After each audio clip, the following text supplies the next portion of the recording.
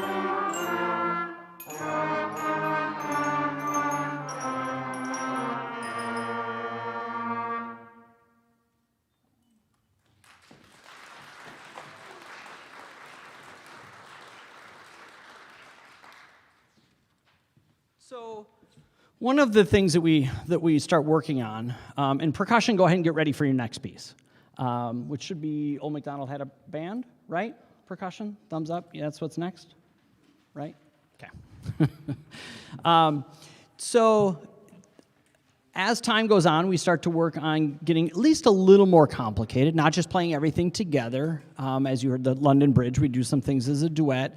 We do eventually allow the percussionist to not play bells for a little while. We start the year just on bells. They are on bells through January almost. Really make that a focus. Almost everything they learn on bells, they can transfer immediately to snare drum. The only thing really are rolls. Otherwise, all of the technique that they learn on bells to hold their mallets and do everything they do, they can transfer over to snare drum successfully. So on this next one, we're going to hear them play on snare drum, and again, we get some slightly different parts. Instead of everybody playing the same part, we've got low brass kind of have their own little different part, and some other people have some different parts. So it kind of forces a little more, individual playing and a little more independence. And this one will be conducted again by Mr. Schott. So let's welcome him back up here.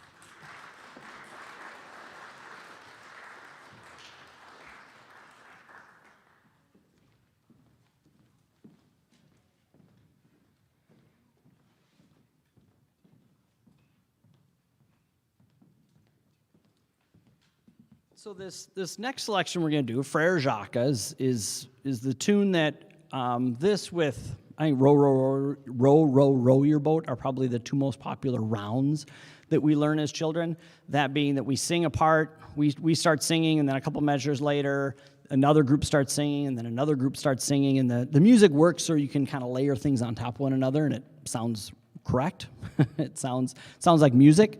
And this, again, is one of those kind of teaching techniques that we do where we start with everybody on the same part, and then I'll have the band will play versus me, and then it'll be, okay, let's have you guys play, and then you guys are going to come in, and then I'll come in. And what you'll hear in this performance of it will be the snare drummers will start. We'll play through it twice. And the snare drummers will start just playing the rhythm. And then we'll have the low voices, helped by Mr. Schatz. Thank you, Mr. Schatz, for playing baritone with us today. And then everybody else will come in. And so you'll hear each group kind of going on all at once. So this is Frere Jacques. Should get the door. She looks like she's ready to come back in. Awesome.